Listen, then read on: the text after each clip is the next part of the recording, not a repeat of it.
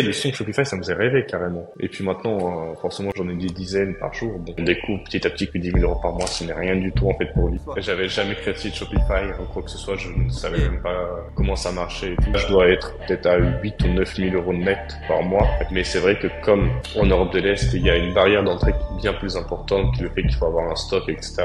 T'as bien moins de concurrence. Donc en fait, le taux de réussite est bien plus élevé, je trouve. Enfin, si t'apprends vraiment l'e-commerce, si tu comprends comment on construit donc un site internet, c'est-à-dire une bonne landing page, comment on fait des bonnes pubs, tous les angles marketing, c'est quoi le but d'une publicité, etc., le copywriting. Derrière, je pense, échouer vraiment en COD, c'est impossible parce que si tu trouves vraiment un bon produit, que tu le fais les choses bien, il y a tellement peu de concurrence que c'est, moi je suis pas un génie. Salut Danila, Salut?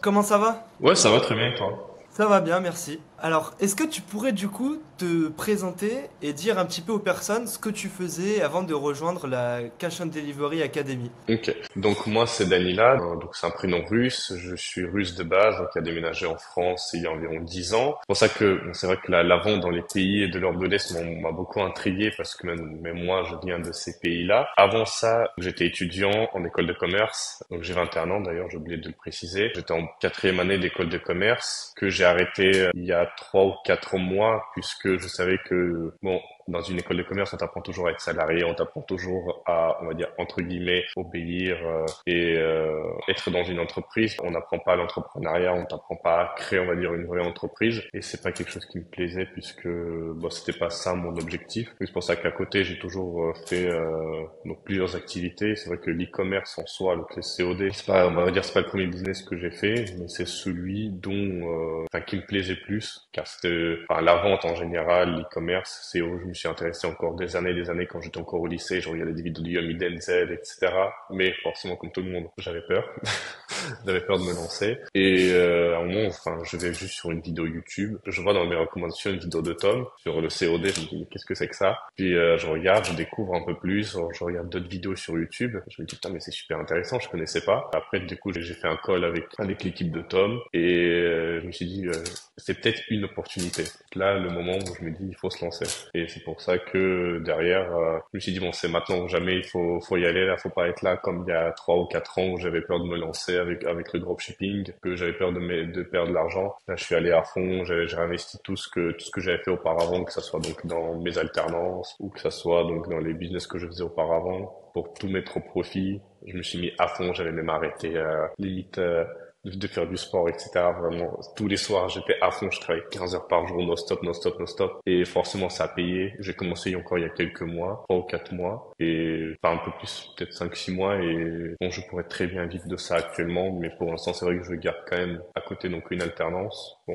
j'ai arrêté les cours, mais j'ai quand même une alternance parce que je m'entends super bien avec elle, donc avec les directeurs de l'entreprise. Donc c'est pour ça que je le garde quand même. Honnêtement, je ne travaille très peu par semaine. On va dire que je viens, je dois travailler 4 heures, 5 heures par semaine, grand maximum pour l'alternance, et tout le reste de mon temps, je travaille sur mes projets à moi. Donc c'est pour ça que j'arrive quand même à sortir, on va dire, un salaire d'alternant, donc de 1 500 € en faisant 4-5 heures par semaine, ce qui est quand même bien.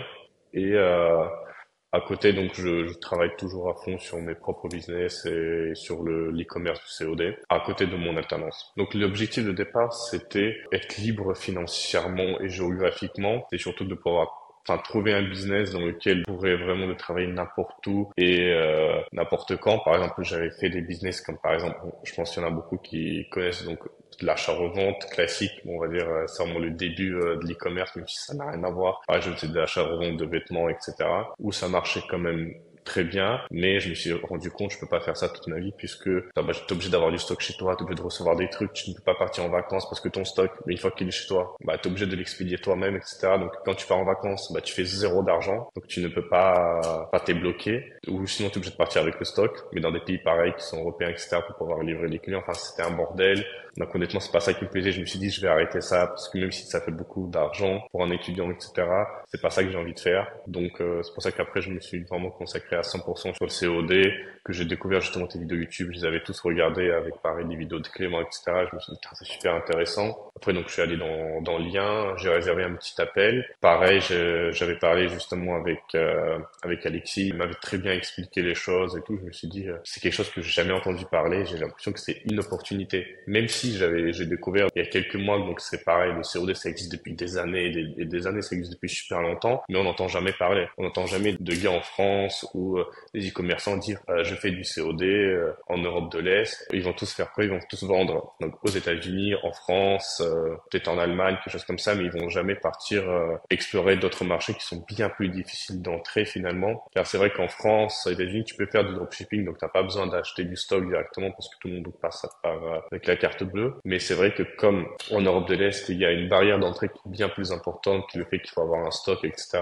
T'as bien moins de concurrence, donc en fait le taux de réussite est bien plus élevé, je trouve. Enfin, si t'apprends vraiment l'e-commerce, si tu comprends comment on construit donc un site internet, c'est-à-dire une bonne landing page, comment on fait des bonnes pubs, tous les angles marketing, c'est quoi le but d'une publicité, etc., le copywriting. Derrière, je pense, échouer vraiment en COD, c'est impossible parce que si tu trouves vraiment un bon produit, que tu le fais les choses bien, il y a tellement peu de concurrence que moi, je suis pas un génie, tu vois. Tu peux nous parler de ton premier produit justement que tu as testé en COD Ouais. et quels résultats tu as obtenu? Sincèrement, je sais même pas si tu avais trouvé un winner dès le début ou si tu as dû en tester plein. Du coup, j'aimerais bien savoir combien de temps ça t'a pris. Alors, j'ai aucune idée quand j'ai rejoint le programme, mais je pense quelques semaines après, j'avais trouvé mon premier produit. Alors, j'en ai testé peut-être trois ou quatre avant, mais honnêtement, au début, je faisais les choses très mal. Donc, je faisais des sites à la va-vite, des pubs à la va-vite, mais ça ressemblait à pas grand-chose. Donc, j'avais trouvé un produit, donc c'était des lunettes que je vends plus actuellement parce que honnêtement, je me suis rendu compte que la qualité était super mauvaise. Donc, j'avais un SAV, il était à rallonge, je n'en pouvais plus. Donc, je me suis dit, c'était pas possible. Alors, le produit ne coûtait pas grand-chose. Le chiffre d'affaires, j'avais fait aux alentours de 20 000 euros de chiffre d'affaires en un mois et demi, 2 mois, grand maximum. Donc ça allait très vite. Le produit se vendait super rapidement, donc c'était pas ça le souci, mais c'est vrai que c'était niveau qualité, etc. C'était vraiment très mauvais. C'est pour ça que ça m'avait déplu et même la niche, c'est pas quelque chose que même moi j'aimais bien. Donc je me suis dit, j'ai fait pas mal de cash, c'est cool.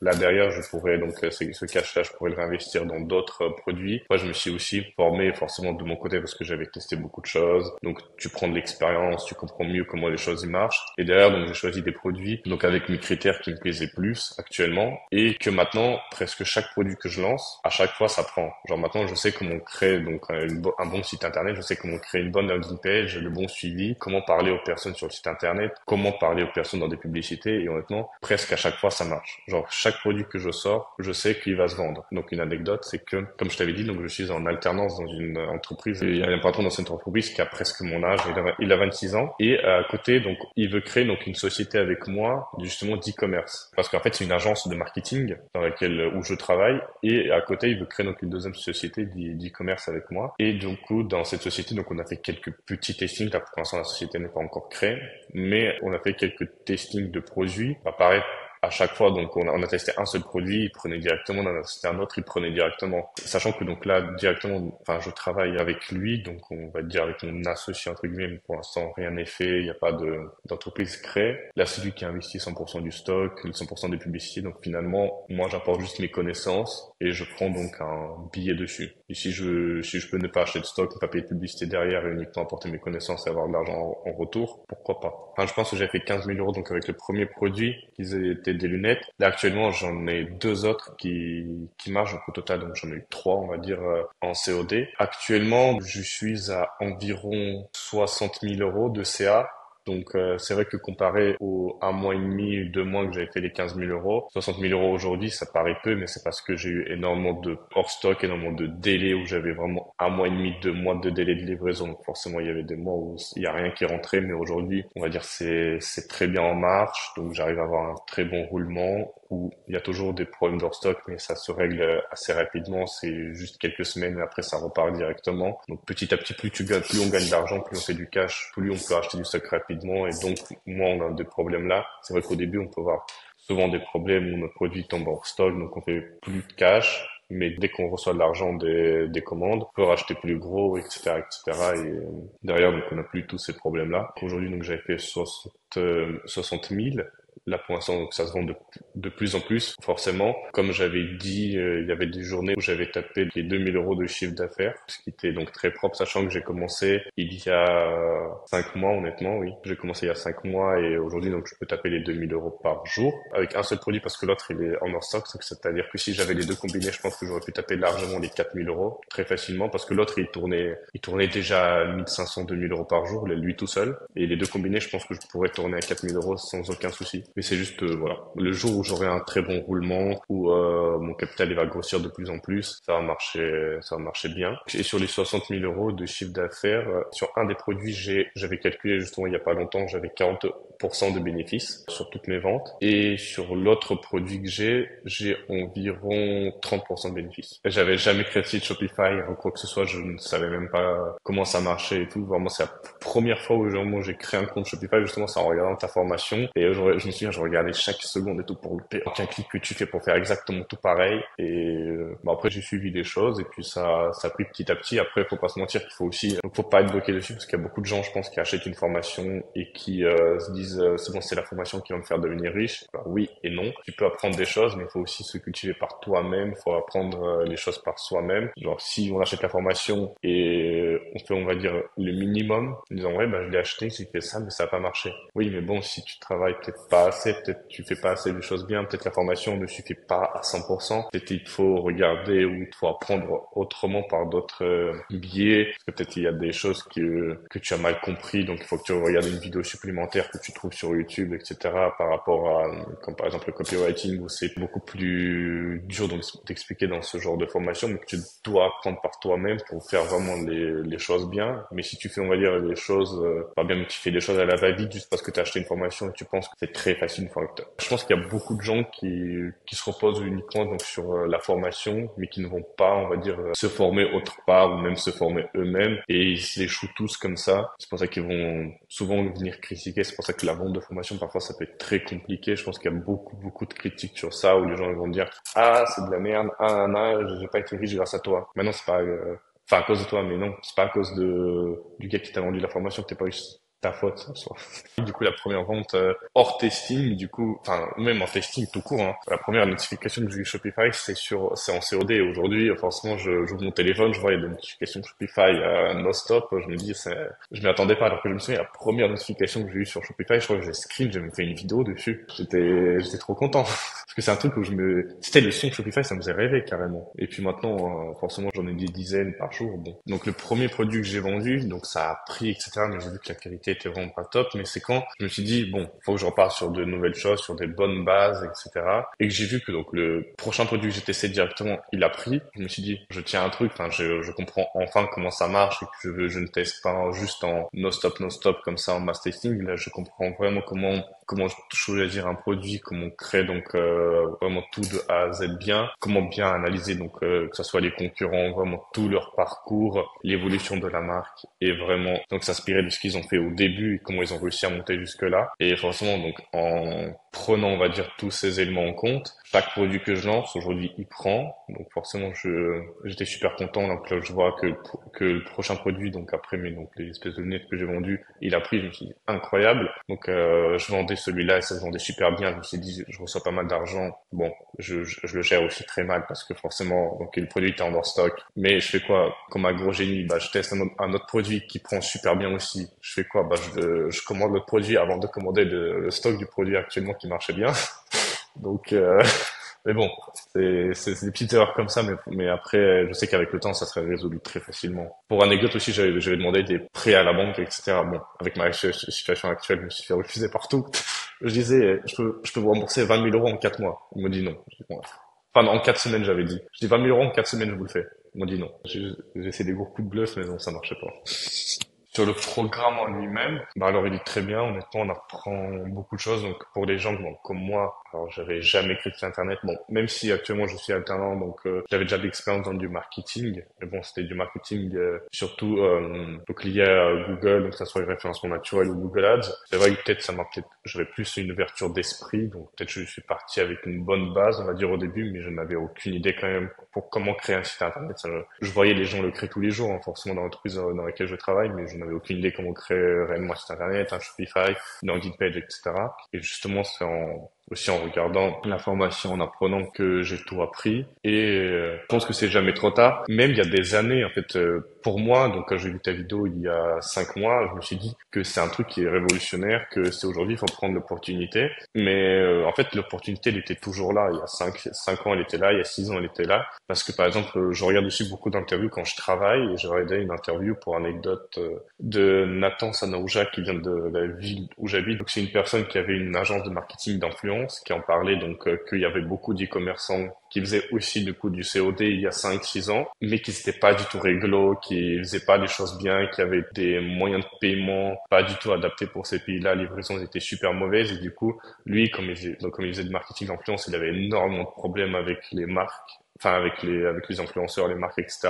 Il a dit qu'il avait arrêté de travailler justement en COD parce que c'était un bordel, parce que les gens, ils étaient pas, et donc ils étaient pas corrects, ils faisaient pas bien leur travail. Et je pense que justement la barrière d'entrée il est assez compliquée comparé donc à du dropshipping classique en France, parce qu'il faut avoir du stock, il faut faire les choses bien. Mais si on fait les choses bien, je pense que l'opportunité elle est toujours là et on pourra pas la rater quoi. Bah merci pour ta réponse. Et je voulais savoir du coup, vu que là tu commences à maîtriser le cash on delivery, quels sont pour toi les objectifs sur cette année 2025, que ce soit en termes de chiffres ou quoi que ce soit? Alors de chiffres, je me suis fixé donc alors là par exemple on parle de brut, souvent quand on dit 60 000 euros de chiffre d'affaires, mais moi enfin je viens parler en net et en net l'objectif c'était de faire en 2025 au minimum donc 20 000 euros net du coup de revenus en COD. Honnêtement du coup j'avais fait le calcul et c'est largement possible. Vraiment il y avait juste à régler le problème du stock, mais je pense que c'est quelque chose qui pourrait se faire d'ici quelques mois, je pense 1 ou 2 mois, j'espère que le roulement il sera bien supérieur et bien mieux maîtrisé. Et d'ici donc fin 2025, c'est passer enfin donc la barre des 20 000 euros net par mois, qui je Ok, pense ah déjà donc une c'est bonne 20 000, étape. t'aimerais bien faire 20 000 euros net par mois, Oui, pas 20 donc 000 20 000 euros euros net par mois. à la fin de l'année. Non, non, non, 20 000 euros net par mois, oui. Ok, donc en gros à la fin de l'année, tu veux 140 000 euros sur ton compte. Oui, Donc il faudrait si que on tu gagne comme ça, fasses, oui. donc il faudrait que tu fasses 1 million, au minimum 1,2 million de chiffre d'affaires. Oui, mais après, bon, l'objectif, c'est d'évoluer petit à petit. Donc, c'est-à-dire que si j'arrive en fin 2025, j'arrive à réaliser donc ce résultat-là, je pense que, enfin, dans ma tête, j'aurais réussi.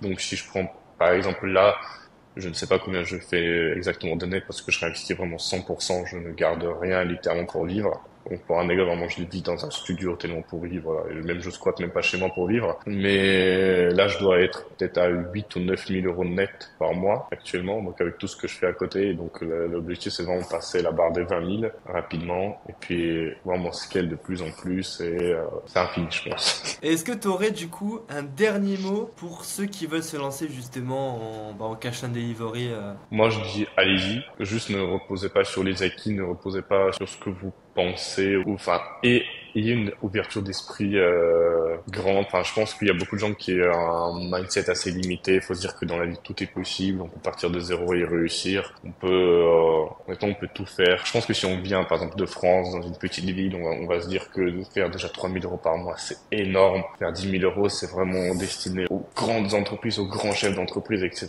Mais après, on découvre petit à petit que 10 000 euros par mois, ce n'est rien du tout, en fait, pour vivre. Et que dans la vie, on peut faire largement plus. Après, je dis pas que l'argent il fait 100% de bonheur, mais je pense qu'il contribue quand même beaucoup, forcément à notre style de vie, aux personnes qu'on rencontre, etc. Donc je pense que le COD c'est vraiment une opportunité.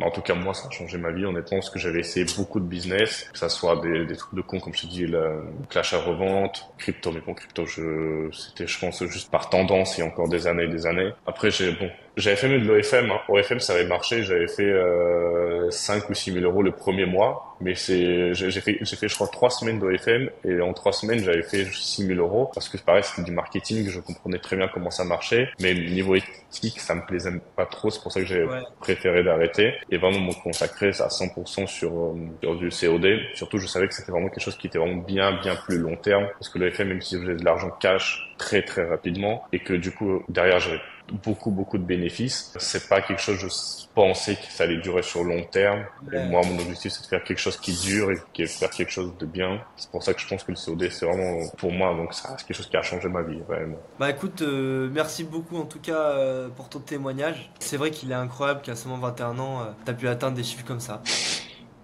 Ouais, merci beaucoup à toi.